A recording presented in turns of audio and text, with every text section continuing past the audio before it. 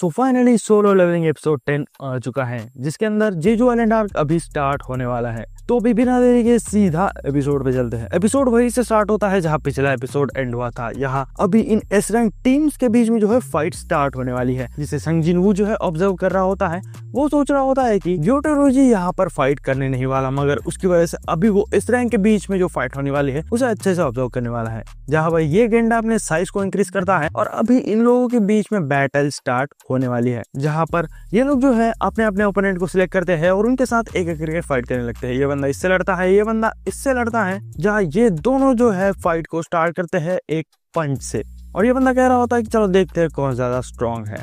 जहाँ इन दोनों के बीच में फाइट चल रही है और साइड में ही इसके और इसके बीच में भी फाइट चल रही है, जहाँ पर भाई ये बंदा भाग रहा होता है क्योंकि एक लॉन्ग रेंज डीलर है, तो वो जो क्लोज रेंज फाइट नहीं कर सकता, मगर ये रुक नहीं होने वाला। जहाँ पर ये अभी अपने स्किल्स को यूज करके उसके ऊपर अटैक कर देता है, जिसे ये बंदा डॉज कर रहा होता है, मगर इनकी फाइट और दूसरे लोगों की फाइट इंटरवीन हो रही होती है। हम देखते हैं कि ये गंडा इसके ऊपर कूद जाता है, मगर ये बंदा डॉज कर लेता है। यहाँ पर ये फायर टाइप पोकेमॉन ये बंदा प्रेसिडेंट से पूछ रहा होता है कि ये अरीना को तो टॉप टियर मैजिक जेम से बनाया गया था, जिसको लेकर प्रेसिडेंट बोल रहा होता है कि अभी शायद हमें जो है उसे और भी ज्यादा स्ट्रॉन्गर बनाना होगा, क्योंकि अब इस रैंक के फाइट की वजह से ये अरीना बहुत ज्यादा डिस्ट्रॉय होने वाला है। जहाँ आगे हमें जो है इसके और इस बंदे के बीच में फाइट दिखाई जाती है, जहाँ पर ये बंदा सोच रहा होता है कि ये लोग इस रैंक हंटर्स में से भी और भी ज्यादा इलाइट हंटर्स है। जहाँ पर ये बंदा सोच रहा होता है कि सिर्फ इनके हाथ पकड़ना काफी नहीं होगा, मुझे जो है तैयार रहना होगा ताकि मैं इनके हाथ पैर भी तोड़ सकूं। और ये जो है ट्रांसफॉर्म होकर इस बंदे के ऊपर अटैक कर रहा होता है, जिसे ये बंदा जो है डॉज कर रहा है। और ये अभी बहुत ज्यादा डरा हुआ होता है, जहाँ पर ये बंदा सोच रहा होता है कि शायद ये जो है कॉम्बैटिव टाइप हंटर नहीं है। जहाँ ये बंदा बहुत ज्यादा डर चुका है और हमारा ये हंटर जो है गोटो र्यूजी की तरफ देखता है और सोच रहा होता है कि ये जो है इन लोगों को हमसे फाइट इसलिए करवा रहा है ताकि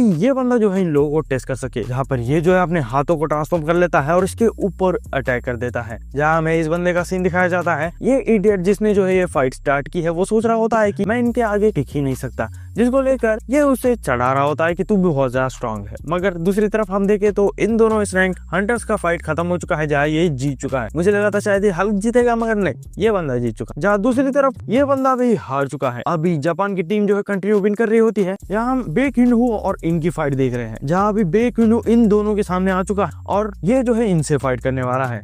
आगे हमें चाहे इनकी फाइट सीन दिखाई जाती है, जो बहुत ही ब्यूटीफुली और स्टाइलिश वे में इससे फाइट कर रही होती है। जहाँ इसके ओपोनेंट सोच रही है कि इसको ये नाम बहुत ही ज्यादा सूट करता है, क्योंकि ये डांस कर रही है और इसके ऊपर अटैक्स कर रही होती है। जहाँ हमें चाहेन जो है इसे हरा देती है और वो जो है बे क्विनहू की तरफ जाने लगती है, मगर तभी उसे कुछ सेंस होता है। जहाँ ये बंदा उसके ऊपर पीछे से अटैक कर रहा है, चाहेन जो है उसके मुंह पर ही अटैक कर देती है और इस अटैक की वजह से ये बंदा अभी बहुत ही ज्यादा गुस्से में आ चुका है। इसकी आंखें लाल हो चुकी है और ये आउट ऑफ कंट्रोल जाने वाला है। जहाँ पर गोटो र्यूजी की सेक्रेटरी उससे पूछ रहे होते हैं कि क्या हमें इसे रोकना नहीं चाहिए। गोटो र्यूजी बोल रहा होता है कि अगर कोई रिस्क ऑफ इंजरी होगी तो हम इन्हें रोक लेंगे। जहाँ हम इन दोनों की फाइट देख रहे हैं, जहाँ ये बंदा चाहेन के ऊपर लगातार अटैक्स कर रहा है और वो जो है ग्राउंड को ओपन कर देता है, जिसकी वजह से स्मोक क्रिएट होता है और ये जो है अभी चाहेन के ऊपर अटैक करने वाला है। मगर तभी हम देखते हैं कि संग जिनवू वहां पर पहुंच चुका है और वो इसके अटैक को रोक लेता है। जहां ये बंदा संग जिनवू के ऊपर भी अटैक करने की ट्राई करता है, मगर संग जिनवू इसे आराम से सबड्यू कर लेता है।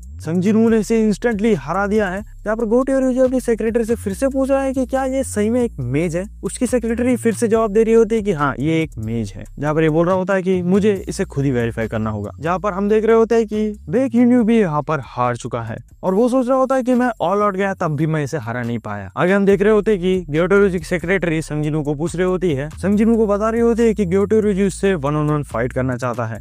संग जिनवू सोच रहा होता है कि ये एक बेस्ट मौका है मुझे अपनी स्ट्रेंथ को टेस्ट करने के लिए, तो वो इस स्पैरिंग के लिए अग्री कर लेता है। मगर संग जिनवू की सिर्फ एक ही कंडीशन है, वो चाहता है कि गोटो र्यूजी अपनी फुल पावर से संग जिनवू से फाइट करे, जिसके लिए गोटो र्यूजी हाँ कर देता है और अभी इन दोनों के बीच में फाइट होने वाली है। आगे हमें एक अलग सीन दिखाया जाता है, जहाँ हम टीवी पर देख रहे होते हैं कि जेजू आइलैंड के ऊपर जो 4th रेड होने वाला है उसके बारे में बताया जा रहा है। जहाँ हम इस लड़की को देख रहे होते हैं जो इस न्यूज को देख रही है और वो बाहर जाकर जो है एक बंदे को कॉल लगाती है और पूछ रही होती है जेजू आइलैंड रेड के दूसरे टीम्स के बारे में। आगे हम फिर से संग जिनवू और बाकी लोगों को देख रहे होते हैं, जहाँ चाहेन संग जिनवू के बारे में दूसरे लोगों से पूछ रही होती है और वो सोच रहे होते हैं कि क्या संग जिनवू उसे हरा सकता है। बे क्विनहू यहाँ पर आता है और चाहेन से बात करने लगता है। वो यहाँ कहता है कि हम जो है नॉर्मली इस मैच को रोके, मगर यहाँ हम लोग जो है संग जिनवू के पावर को टेस्ट करने वाले हैं। वो यहाँ इस चीज के बारे में सोच रहा होता है कि क्या संग जिनवू सही में कंटिन्यूअसली ग्रो कर सकता है। जहाँ संग जिनवू जो है अभी रेडी हो चुका है, वो जो है गोटो र्यूजी से कहने वाला होता है, मगर तभी उसके मुंह के ऊपर ग्योटोरोजी अटैक कर देता है, जिसे संग जिन वू जो है आराम से डॉज कर लेता है। यहाँ पर ग्योटोरोजी संग जिन वू की तरफ देखते हुए सोच रहा होता है कि इस लेवल की स्पीड और रिफ्लेक्सेस होने के बाद भी ये जो है खुद को एक मेज कहता है, जहाँ भाई अभी इन दोनों के बीच में बहुत तगड़ी फाइट होने वाली है, जहाँ ग्योटोरोजी फिर से संग जिन वू के ऊपर अटैक करता है, मगर संग जिन वू जो है उन सारे अटैक्स को आराम से डॉज कर रहा है। यहाँ इस सीन को बाकी एस रैंक हंटर्स भी देख रहे होते हैं, जो ग्योटोरोजी के अटैक्स को देख ही नहीं पा रहे होते हैं। जहाँ भाई आगे हमें इन दोनों की फाइट दिखाई जाती है, यहाँ पर ग्योटोरोजी लगातार संग जिन वू के ऊपर कंटिन्यूअसली अटैक कर रहा होता है, मगर संग जिन वू सारे अटैक्स को डॉज कर रहा है। तो ग्योटोरोजी जो है अपनी फुल पावर पे संग जिन वू के ऊपर एक अटैक करने वाला है, जहाँ पर वो जो है संग जिन वू के ऊपर सक्सेसफुली अटैक लैंड भी कर लेता है, जिसकी वजह से संग जिन वू का गाल थोड़ा बहुत कट जाता है और वो दूसरे हाथ से संग जिन वू के ऊपर अटैक कर देता है, जिसका इम्पैक्ट बहुत ही ज्यादा था। मगर यहाँ हम देख रहे होते हैं कि संग जिन वू ने उस बंदे का हाथ पकड़ लिया है और उसने उसके अटैक को रोक लिया है, जिसको लेकर ये बंदा भी कंफ्यूज है, क्योंकि अगर संग जिन वू जो है उसके रिस्ट को पकड़ लेता तो ये मैच अभी एंड हो जाता, मगर संग जिन वू ने उसके हाथ को पकड़ा है, जिसका मतलब ये मैच अभी भी एंड नहीं हुआ है। जहाँ पर संग जिन वू उससे बोलता है कि तू भी नहीं चाहता ना कि ये मैच इतनी जल्दी एंड हो, जहाँ पर ये दोनों जो है पीछे हटते हैं और अभी पावर अप होना स्टार्ट कर देते हैं। संग जिन वू और इस बंदे का ऑरा देख रहे होते हैं, जहाँ पर सब लोग इस सीन को देखकर परेशान हो रहे हैं कि अगर ये दोनों फाइट करेंगे तो ये दोनों जो है अनहार्म्ड बाहर नहीं जाएंगे। जहाँ ये दोनों रेडी होकर एक दूसरे के ऊपर अटैक करने ही वाले हैं, तभी उनके बीच में एक आइस बॉल आ जाती है। संग जिन वू को बेक्यूनू और चाइन रोक लेते हैं, उस बंदे को भी उसके टीममेट्स रोक लेते हैं और यहाँ पर बेक्यूनू बोल रहा होता है कि ये मैच को इधर ही एंड कर दो। यहाँ पर बेक्यूनू से पूछ रहा होता है कि क्या मैंने ज्यादा ही इंटरफेयर किया, मगर संग जिन वू बोलता है कि कोई बात नहीं। जहाँ संग जिन वू जो इन लोगों से बात करता है और उसने अभी जो है अपने शैडोज को इन सारे एस रैंक हंटर्स के पीछे लगा दिया। जहाँ आगे हम देख रहे होते हैं कि ग्योटोरोजी ऐसे जा रहा होता है, संग जिन वू भी यहाँ पर बाहर जा रहा है और वो प्रेसिडेंट से बात कर रहा होता है, मगर इनकी बात जो है बीच में कट ऑफ हो जाती है। आगे हमें जो है इस बंदे का सीन दिखाया जाता है, जो कि ग्योटोरोजी के गिल्ड का वाइस गिल्ड मास्टर है और वो अभी जो है संग जिन वू के बारे में इसे बता रहा होता है, मगर वो बोल रहा होता है कि संग जिन वू का नाम तो जेजू आइलैंड रेड के अंदर ही नहीं है। जहाँ पर हम इस फायर टाइप पोकेमॉन यानी कि इस बंदे को और चाइन को भी देख रहे होते हैं, जो इस न्यूज के बारे में सुन चुके हैं। बेक्यूनू को भी पता चल चुका है कि संग जिन वू अभी उस जेजू आइलैंड रेड के अंदर नहीं है। जहाँ ये लोग सोच रहे होते हैं कि अभी उनके पास 15 एस रैंक हंटर्स है और वो जो है फाइनली जेजू आइलैंड को क्लियर कर देंगे। आगे हमें जो है संग जिन वू के घर का सीन दिखाया जाता है, जहाँ संग जिन वू अभी फाइनली घर पर पहुंच चुका है। उसकी माँ जो है उसके लिए खाना रेडी कर चुकी है और संग जिन वू और उसकी फैमिली बैठकर खाना खा रहे होते हैं। जहाँ पर संग जिन वू सोच रहा होता है कि उसकी माँ जो है 4 साल बाद फाइनली कोमा से बाहर निकल चुकी है और उसे अभी उसकी जरूरत है, जिसकी वजह से वो जो है जेजू आइलैंड रेड पर नहीं जा सकता। जहाँ हमें जो जेजू आइलैंड का सीन भी दिखाया जाता है और यहाँ हमें पता चलता है कि अभी एंड्स के पास कुछ भी खाने के लिए नहीं है, तो वो जो है एक दूसरे को ही खा रहे होते हैं। जहाँ हम एंड क्वीन को भी देख रहे होते हैं और यहाँ हमें एक बड़ा सा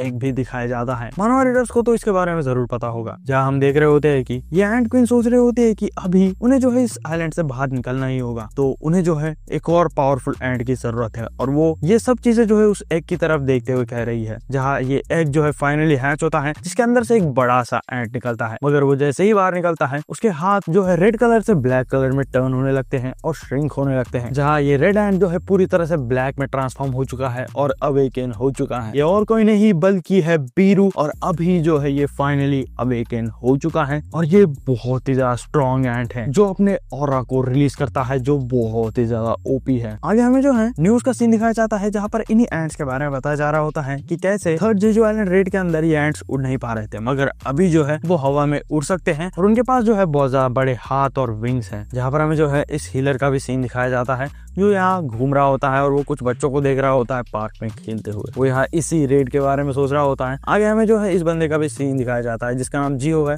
वो जो इस लड़की के साथ बात कर रहा होता है। ये लड़की जो है जेजू आइलैंड रेड के अंदर जाने के लिए जिद कर रही है, मगर ये बंदा जो है उसे मना कर रहा होता है। आगे हमें जो है संग जिन वू के पुराने टीममेट्स दिखाए जाते हैं, जहाँ हम इस बंदे को और इस लड़की को देख रहे होते हैं, जो अभी इस रेड के अंदर पार्टिसिपेट करने वाले हैं। और हमें पता चलता है कि ये लड़की जिससे पहले बात कर रही थी वो और कोई नहीं बल्कि यही बंदा है। जहाँ हम प्रेसिडेंट का सीन भी देख रहे होते हैं।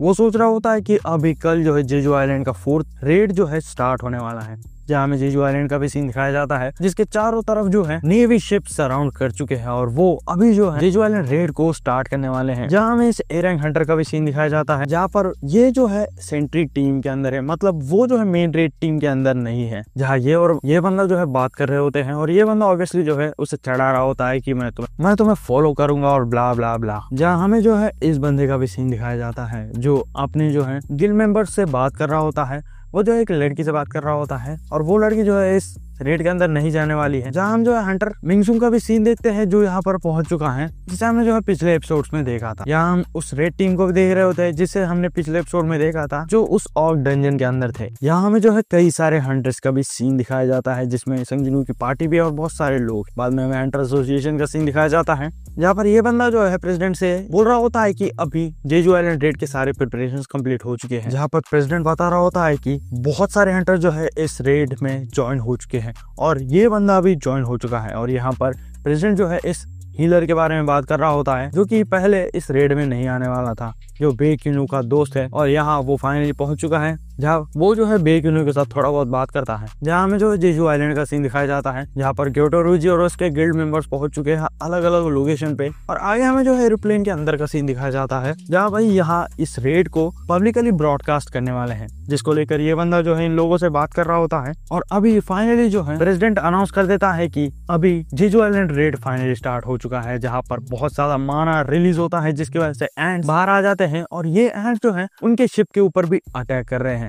जहाँ पर ये फायर टाइप पोकेमोन जो है बाहर निकलकर अपने फायर अटैक्स की मदद से उन एंड्स के ऊपर अटैक कर देता है। एक अटैक से कुछ भी नहीं होता, तो वो जो है लगातार उनके ऊपर अटैक करता है। जहाँ ये लोग फाइनली जेजू आइलैंड के ऊपर लैंड कर जाते हैं और अभी ये लोग उन एंड्स का फाइट करने वाले हैं। और यहाँ बाहर नेवी शिप्स भी अपना काम स्टार्ट कर चुके हैं, जहाँ वो सिग्नल सेंड करते हैं, जिसकी वजह से एंड्स और एंड क्वीन के बीच में कम्युनिकेशन कट हो जाए। यहाँ पर हम देख रहे होते हैं कि हंटर्स जो यहाँ जेजू आइलैंड के अंदर है वो भी अपना काम स्टार्ट कर चुके हैं और वो इन एंड्स को मारना स्टार्ट कर देते हैं। जहाँ हमें ये आइस वाला बंदा दिखाया जाता है, जिसने संग जिनवू और ग्योटो रूजी के फाइट के बीच में अपने आइस बैरियर को लगाया था। वो जो है उस फायर टाइप पोकेमोन के अटैक्स को देखकर बोल रहा होता है कि अगर हमारे बीच में फाइट होगी तो आखिर कौन जीतेगा। ऑफ कोर्स वो फायर टाइप पोकेमोन जीतेगा। जहाँ में जो है उसका ही सीन दिखाया जाता है, वो लोग जो है एंड क्वीन के नेस्ट के अंदर पहुंच चुके हैं, जहाँ बहुत सारे रास्ते। तो ये फायर टाइप पोकेमोन अपना जो है स्किल्स को यूज करता है, सारे के सारे रास्ते के अंदर जो फायर बॉल घुसा देता है और बोल रहा होता है कि हमारे पास ज्यादा टाइम नहीं है, तो सबसे ज्यादा जो लॉन्गेस्ट रूट होगा हमें उसके अंदर जाना है। जहाँ हमें जो है संग जिनवू भी दिखाया जाता है, जो अब अपने जो है डेली क्वेस्ट को कंप्लीट कर चुका है। वो जो है सोच रहा होता है कि जेजू आइलैंड रेड में बहुत सारे स्ट्रेंथ हंटर्स थे, तो वो जो है उस ऑपरेशन को जरूर कंप्लीट कर देंगे। जहाँ हम देख रहे होते हैं कि ये लोग कई सारे एंड्स को डिफीट करके एंड के नेस्ट के अंदर पहुंच चुके हैं, जहाँ वो लोग कई सारे एंड्स के एग्स को देख रहे होते हैं और वो जो है उस बड़े एग को भी देख चुके हैं, जिससे देखने के बाद सभी लोग हैरान हो चुके हैं, सभी लोग डर रहे होते हैं, मगर वो अभी भी अपना मिशन को कंटिन्यू करने वाले हैं। जहाँ हमें जो है बाहर जो हंटर्स है उनका सीन दिखाया जाता है, जहाँ पर एक हंटर का जो है शोल्डर थोड़ा बहुत इंजर्ड हो चुका है, तो वो जो है अपने पार्टी हीलर के पास जाता है और उसे हील करने के लिए कह रहा होता है। जहाँ इन दोनों के बीच में बात चल रही होती है और तभी वहां पर बहुत सारे एंड्स आ रहे होते हैं, तो ये बंदा जो है उसे जल्दी जल्दी हील करने के लिए कहता है, मगर वो जैसे ही पीछे मुड़ता है वो देख रहा होता है कि ये बंदी मर चुकी है, उसका सर अलग हो चुका है। और तभी ये दोनों डर जाते हैं और ये लोग जो है बहुत ही डरावना प्रेजेंस सेंस करते हैं। मानो रीडर्स को तो ये सीन पक्का याद होगा, जहाँ बेरू अभी फाइनली अपना मूव कर चुका है और वो इन सारे हंटर्स को खत्म करने वाला है। और यहीं पर एपिसोड 10 एंड हो जाता है। इस एपिसोड के साथ जेजू आइलैंड स्टार्ट हो चुका है और लकीली आने वाले 2 एपिसोड में हमें बहुत सारे जेजू आइलैंड के मेजर फाइट सीन दिखाए जाएंगे और अगर हम लकी हुए तो हमें संग जिनवू वर्सेस बेरू का भी सीन दिखाया जाएगा। और इस वीडियो में मैंने फेस कैम नहीं दिया है क्योंकि मेरे अभी कुछ प्रॉब्लम्स चल रहे हैं, तो मैं फेस कैम नहीं ला सकता। तो अभी के लिए मैं जो है एक्सप्लेनेशन वीडियोस डालूंगा विदाउट फेस कैम और आने वाले एपिसोड्स को मैं जल्दी से जल्दी एक्सप्लेन कर दूंगा। तो उन्हें मिस नहीं करना चाहते हो वीडियो को लाइक कर दो, चैनल को सब्सक्राइब जरूर करना। तो मिलते हैं अगली वीडियो में, तब तक के लिए सायोनारा।